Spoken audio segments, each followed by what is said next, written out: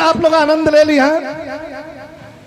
संग्राम तो बहुत हुए, लड़ाइयां बहुत हुई, दयादी की लड़ाई भी बहुत सुने के मिलल, लेकिन सबसे बड़ी दयादी की लड़ाई भारत में होने वाला वह संग्राम जिसको महाभारत कहा गया।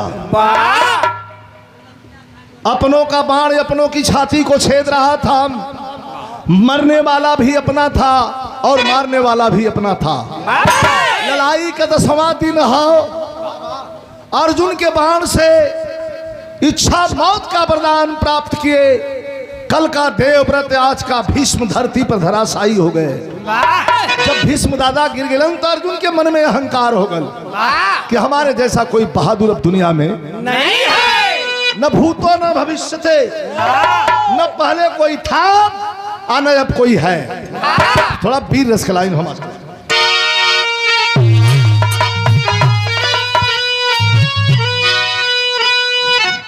इशारा कर रहे हैं अर्जुन जी।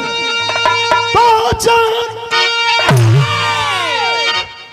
चांद ढल जाएगा, फूल मुरझाएगा,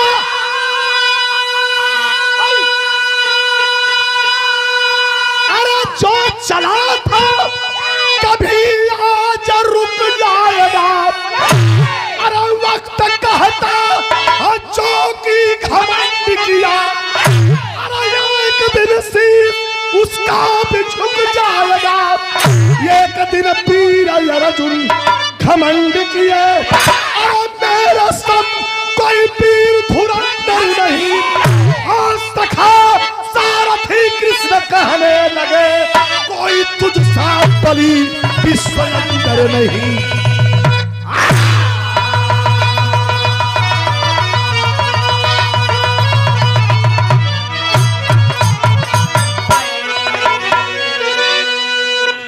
भगवान के सामने अर्जुन जी जाके कहलन कि जेके इच्छा मौत का वरदान रहल वहू के मार दिले है। अब हमारे वतन कोई बहादुर नहीं बा। कहा कि अर्जुन ज्यादा आराम करा, सुता कहा ना ना है अहंकार के तरु में लगता विनाश का फल है। आदमी के विनाश का जब पारी आवे तो करे मन में अहंकार का बीज अंकुरित होवे लगा। अर्जुन के मन में अहंकार का बीज अंकुरित ना भला उस जब पेड़ हो गल कहां से निकलो सज्जय पेड़ हो गल। जाके भगवान से कहलन कि अब हमारे वतन केहू नहीं बा। कैसे कहलन मास्टर, थोड़ा सा लग जाइए।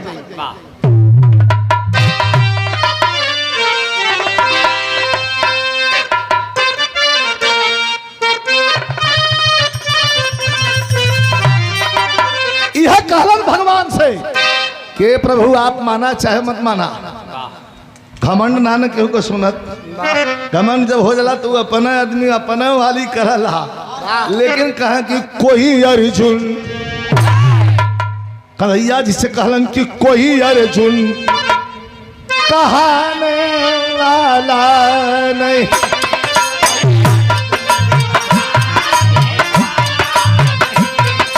कोई अर्जुन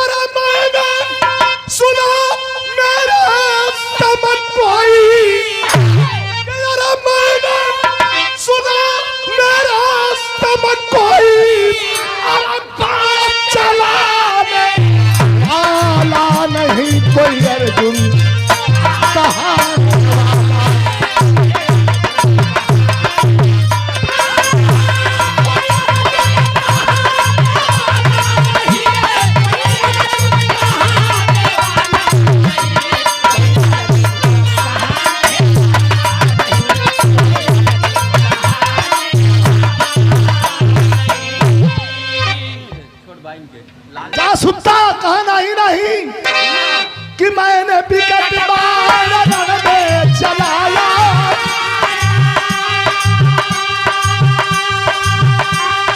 अरे भैया के सिर पर है ताज बधाया। अरे भीषम करण याद जैसे पीरा को कोई मारा गिरा आला नहीं कोई अर्जुन महान वाला।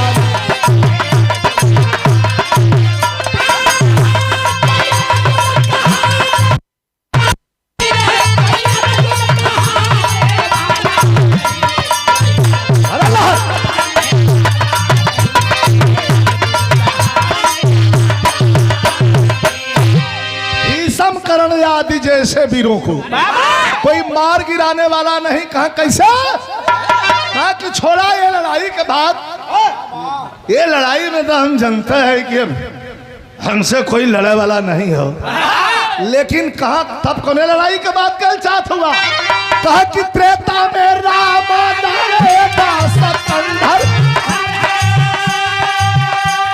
कहो सुनीला कि त्रेता में राम लड़ल रहलन।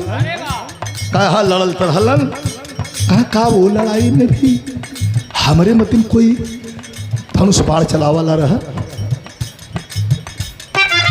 कहा त्रेता में राम लड़े सकंधर, अरे तीर अने को लड़े भालू बंदर। सुना मेरा सब कोई जौहर दिखा नहीं कोई अर्जुन कहाँ।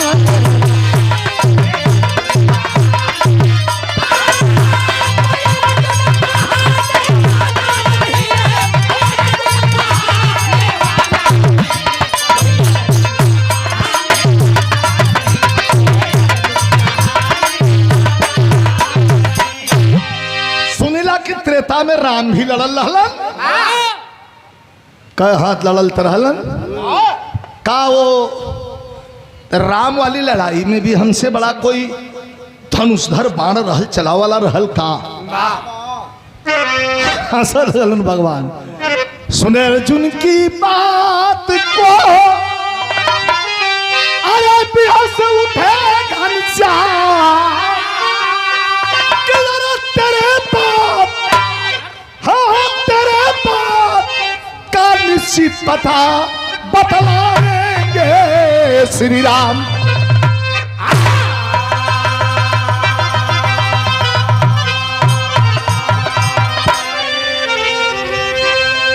हमके क्लियर करा कि तब पक्का हो कि हमारे मतन कोई पीर नहीं रहा।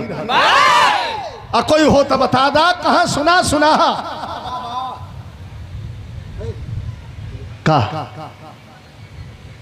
कहा सुना?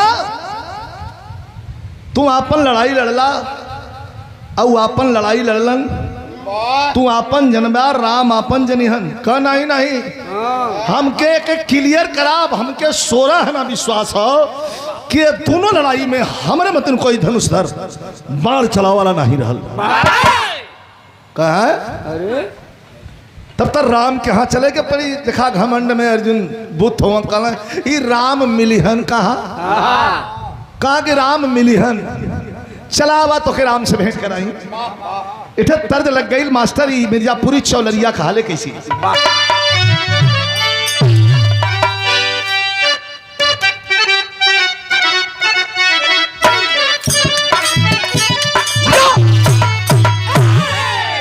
कहा कि बारी उम्र कमर चकरिया। अरे बारी उम्र कमर चकरिया। अरे गोरी का खींच निहुर के पनिया। अरे गोरी का झूला झूलनिया।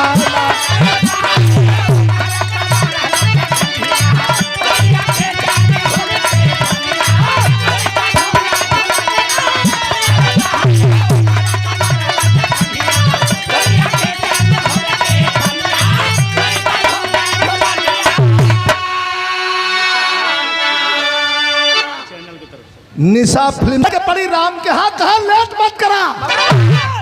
हमके ये क्लियर पता हो कि हमारे मत इन दोनों लड़ाई में कोई वीर ना रहल। तो आवाज चला लेके कहा चलन कि अरे कैसा के बनगरया तुन के अरे कैसा केतन नगर अर्जुन के सवारी हो नजरिया अरे मोहन वाला नगरिया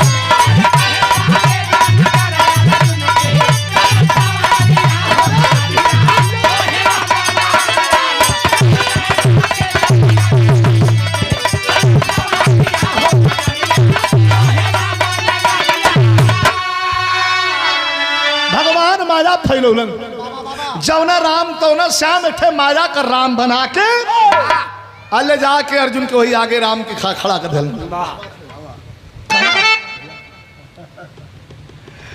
माया के राम के यहाँ खड़ा कर दिल तो का कर और ये दिखें रूप कृष्ण का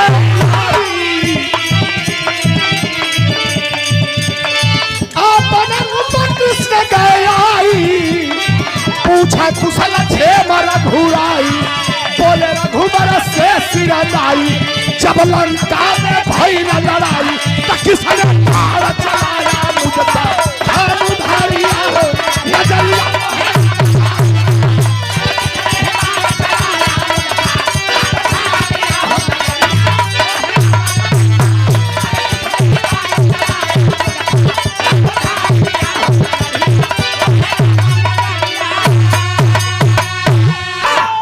आपन रूप कृष्ण गया आके भगवान राम के सामने कन्हैया जी खड़ा करवा दे और कहन कि अब बता दा कितना बड़ा वीर के रहल धीरे हो धीरे के पिछारे पीछे वाले आगे चला सो का करवा कुछ आदमी का पीछा में रियाज हो चले आओ भैया यार आगे आ जा किसने बाहर चला जा हमारे मतलब कोई बहादुर रहा कलाकारन के थोड़ा यहाँ और जनसंख्या बढ़त हो तनी झटका में करा तनी सब पावर और तेज करा तो किसके बाहर चलौला हमारे मथे में तब भगवान कहलन का कहलन मास्टर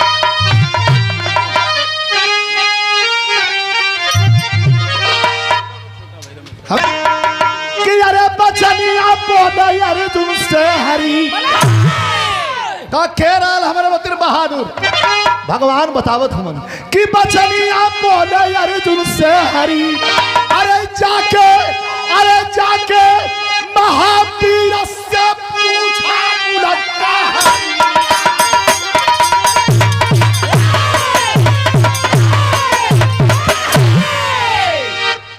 कल ये फालतू आदमी के यहाँ ले आके हमें खड़ा कर दिया एक कुछ पता है नहीं बा काला ने एक आदमी बताई का के बताई का हनुमान जी बताई हन अब बड़ा पीड़ित गईलन अर्जुन जी कहन मर्दावा अब यह बे मतलब का बानर खोजे के हम आई कहा हनुमान मिली हन इठे तर्ज बड़ी बेजोड़ लगल हो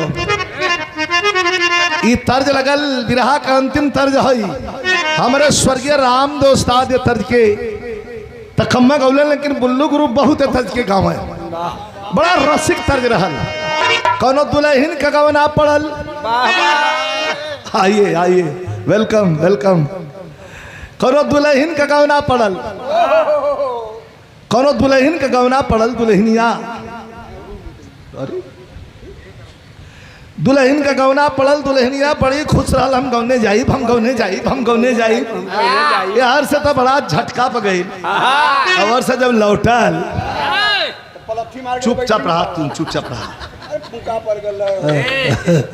लौटल ओहर से तो बड़ी दुख में रहल सखी सले हर पूछलिन तक का बतावत रहल पैसावत हो तो लाइन क्या बात है दुल्हनिया कहले रहल का किसे चढ़त अरे डर लगे मोरी कुइया कैसे चढ़त अरे डर लगे मोरी कुइया अरे सैया घुघटा खो रे दुल्हा घुघट पाछ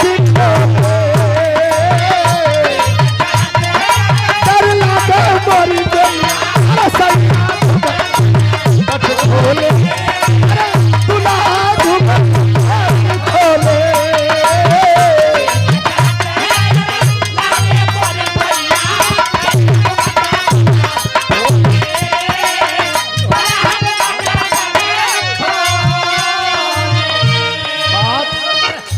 भाई का बात जहाँ बात वही खत्म, रात गई बात गई कि क्या बात जौन बात रहल। सुना सुना सुना है लेना सुना। आके बलमुआ आके बलमुआ अरे जब से जीजा पर बैठे, आके बलमुआ अरे जब से जीजा पर बैठा धक धक दिया सैया दुगत पात अरे सैया पर धक धक दिया अरे सैया खोल आके बलमुआ धक धक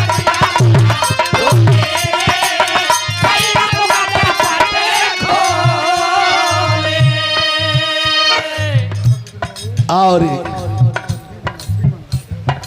राजेंद्र भैया मंच पे आ जा। दीपक भैया आवाज, दीपक भैया, हमारे जगता भैया और हमारे रमेश भैया आए कई हजार रुपए का पुरस्कार दे करके।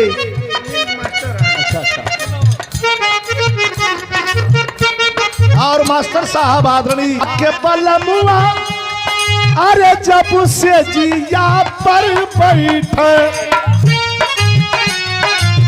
आके बलमुआ अरे जब से जिया पर बैठे धक धक जिया दो सैया दुगत पात खोले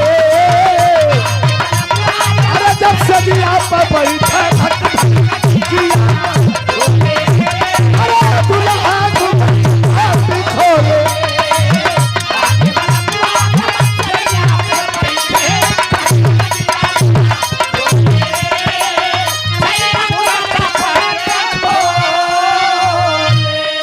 और 2000 यादव मुलायम सिंह यादव भैया के द्वारा फिर 2000 रुपए का पुरस्कार प्रदान किया गया। ये लाइन पर आके बलमुआ जब से जिया पर बैठे, आके बलमुआ जब से जिया पर बैठे धक धक जिया दो सैया दुगत पात खोले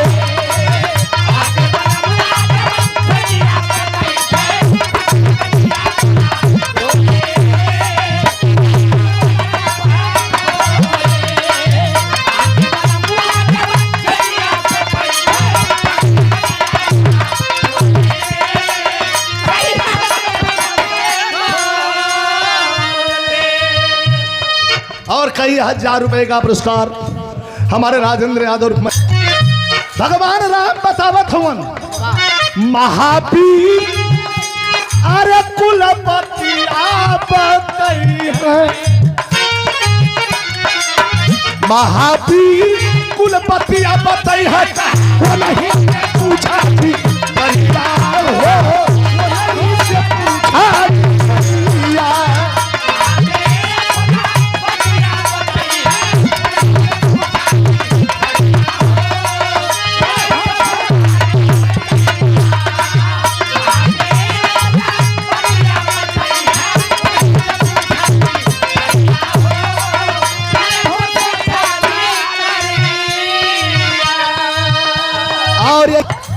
हनुमान जी बताई है। हनुमान जी कि दोनों लड़ाई में बिरहा का मैंने आधार समझ रहे जा, दोनों लड़ाई में क्या बड़ा वीर रहल।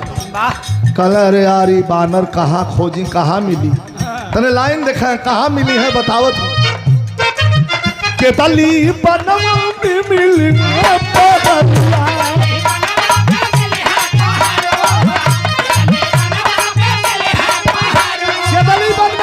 केदली बन में कैसे अरे छोटे रुपवा कहीं है बदरिया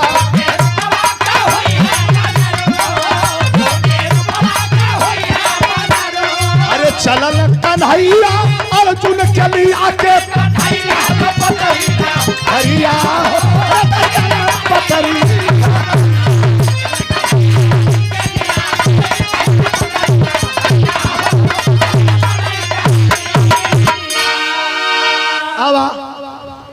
आवा तो के हनुमान से हम भेंट करा देंगे। लेके चल रहा केदली बन में आज जब केदली वन में पहुंचल आधा जंगल क्रॉस कैलन तो बड़ी मार्मिक कहानी हो। जब आधा जंगल क्रॉस कैलन तो केदली वन में का देखत हूँ मास्टर,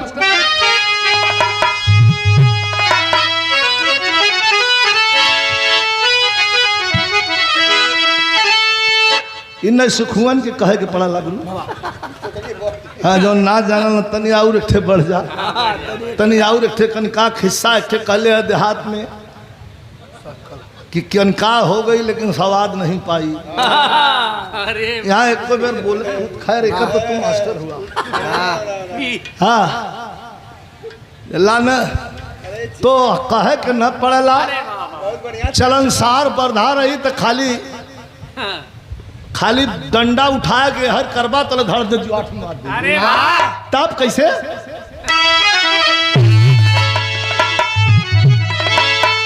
कि अरे देखा का देखलन जंगल बिरहा हमार 3 मिनट है तनी गौर करी है कि अरे देखा एक पेड़ के दरिया बनरा बैठल बा लंबी पछिया छोटी दरिया बनरा बैठल बा।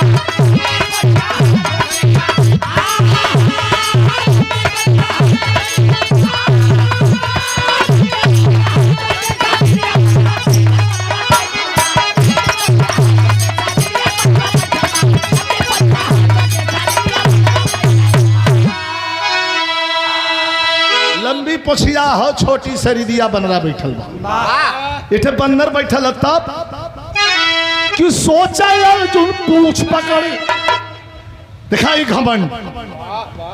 घमंड जब हो जाला तब बड़ छोट सीनियर जूनियर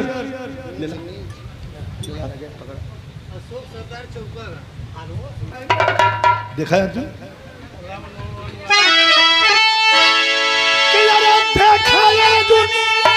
एक पेड़ के दरिया बनरा बैठल बा लंबी पछिया छोटी दरिया बनरा बैठल बा।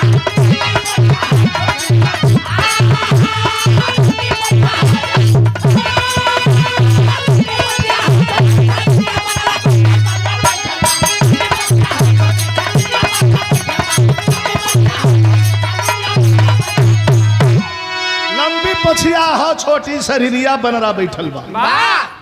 अशोक सरदार के सम्मान में पैसा जाता है। वाह कोचा यार तुम पूछ पकड़ी यही बंदर का देव पछाड़ी हो और तब पूछूंगा कहाँ छिपे हैं आप बदरंगी बलकारी हो। अरे खींचा पछिया छोड़ो नहीं दरिया बनरा बैठल का भाई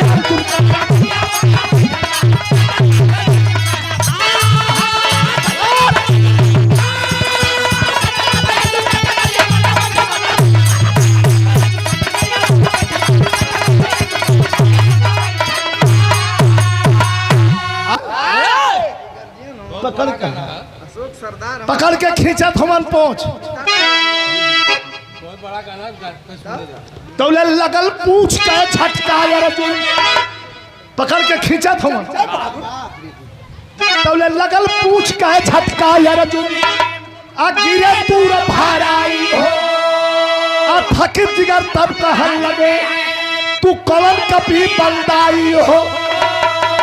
आप कवन कपी हुआ तब का कहला कि अरे हम बदरंगी कहते कभी चिकरिया बनरा अच्छा में जे करी जमीन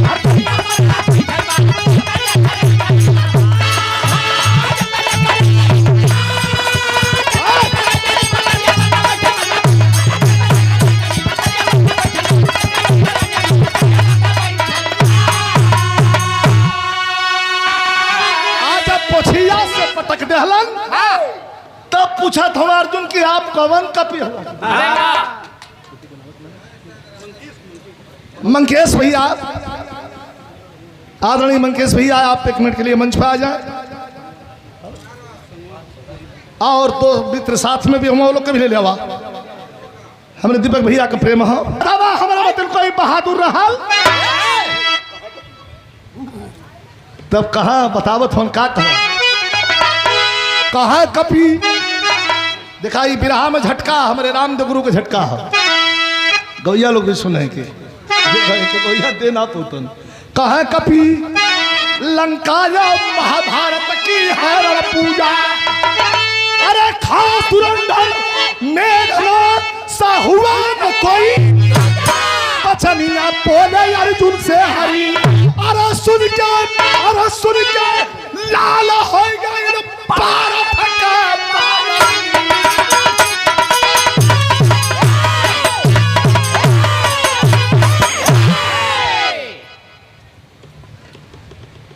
मेघनाथ बदिन कोई वीर ना रहल भैया तू के हुआ अर्जुन हुआ ना कला कला मेघनाथ में तुम कोई वीर नहीं रहा कला कैसे तब अंतिम लाइन में बताओ हम कैसे बताओ तुम मास्टर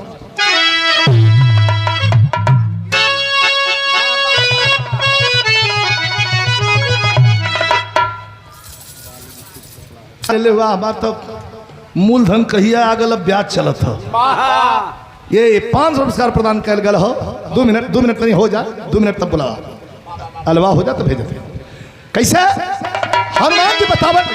हनुमान जी बतावा लगलन दीपक भैया खड़ा हम कैसे हो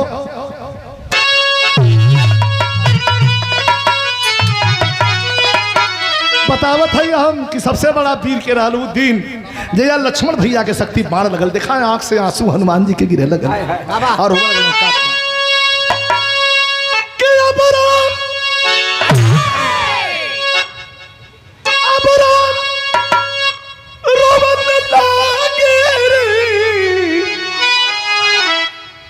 जनम रोवला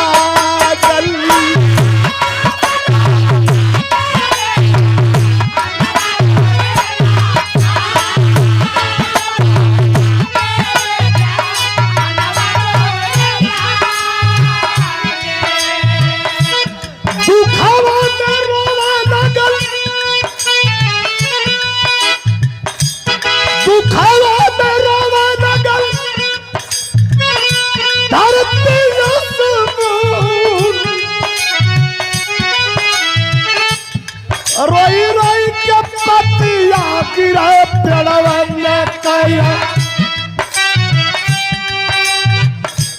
कैली हम संजीवन रमेश डिस्टर्ब कर पाया कैली हम संजीवन पुटी आने श्री आवाज जाए समरिया जावन तब तक मेघना मरल सतीना कहा तुम कवन भारी कैला तब तक बनवा हर तले हंस के बचनिया कहे जैब हमारा भावना गिर के पहाड़ अरे तब तक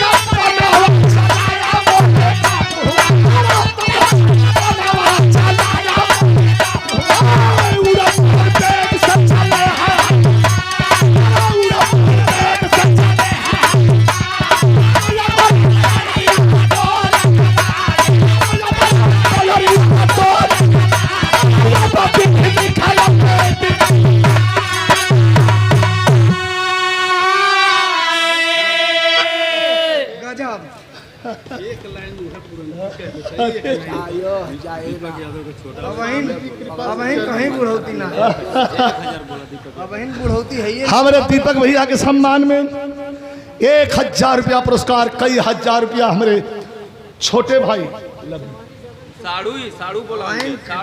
कई हजार रुपया पुरस्कार हमारे बच्चे हम बड़ है ना ये लड़का गलती कोनो सुना लड़का कोनो गलती कर दिया तो क्षम्य है और खड़ा रहल लेकिन स्वामी जी का कृपा है एकदम दहाड़त फारत निकल जाइला कहीं से भी काहे कि ईमान का पक्का जे रही देखता भैया देखा तकलीफ होखे तो मुँह पक्का है आ खुशी होखे तो वहू के मुँह पर तो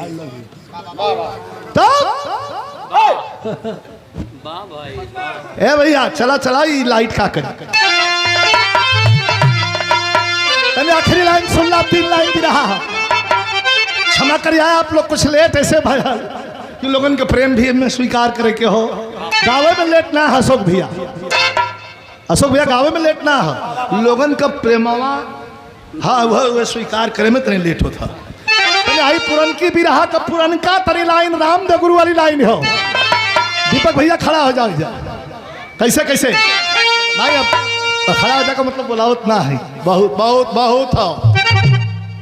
दादी की आत्मा के स्वर्ग में मालिक कुछ स्थान दे और कुछ रिश्ता ऐसा है जोने के लगला के भीतर खटास हो, लगला के भीतर बहुत दुख हो, लेकिन करेजा तो मुंह न होला। इस साला छोटा सा दिल बड़ा कमदख्त है। अरे वाह जगता भाई कैसे कैसे कैसे कैसे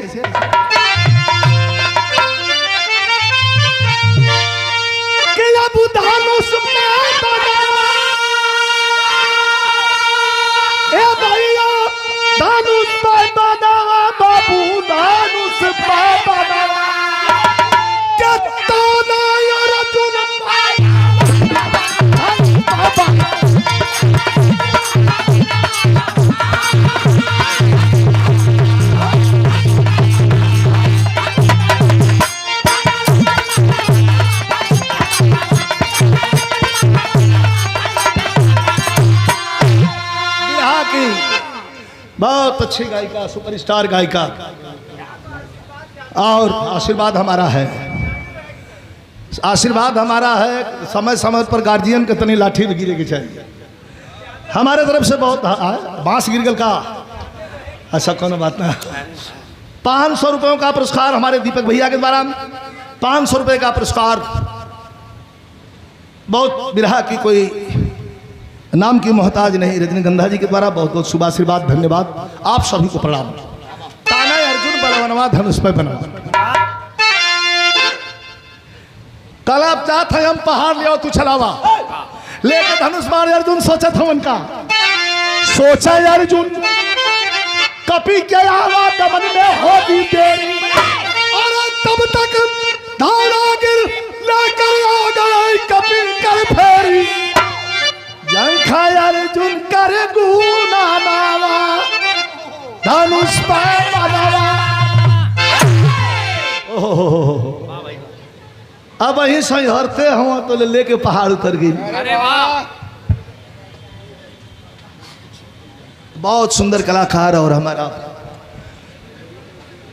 हमारे उपेंद्र लाल यादव को। अरे अर्जुन कहे कभी कितना सारी अब तक मारे हो बलकारी। अरे अर्जुन कहा कि अभी राम धनुष बरसा भारी तब से होई गया धनुष पर बनवा। महाराज अब तो हम बनवे धनुषिया संभारत हैं। अल तो तू आ गईला हो तो अंतिम लाइन में बतावत हूँ कि बस इतने देरी में मेघनाथ तब 3 बार था बारा। अरे धनुष मार रख गया अर्जुन लज्जित हो गए करारा क्या टूटल दिल का आरा मानवा।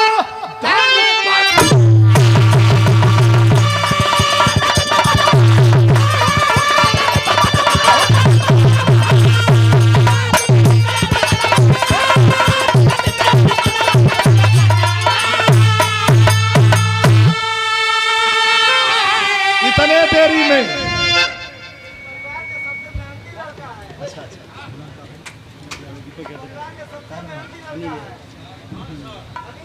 अनिल हुआ आखिरी लाइन। गुरु बिहारी गुरु गणेश गुरु राम लाल ललकारे। अरे बच्चन कहते कभी चंद्रिका दाव से सब बचनिया बोले अर्जुन से हरी जुबा पर ए जगता भैया जुबा पर बीजा लाल के गावत बाजो।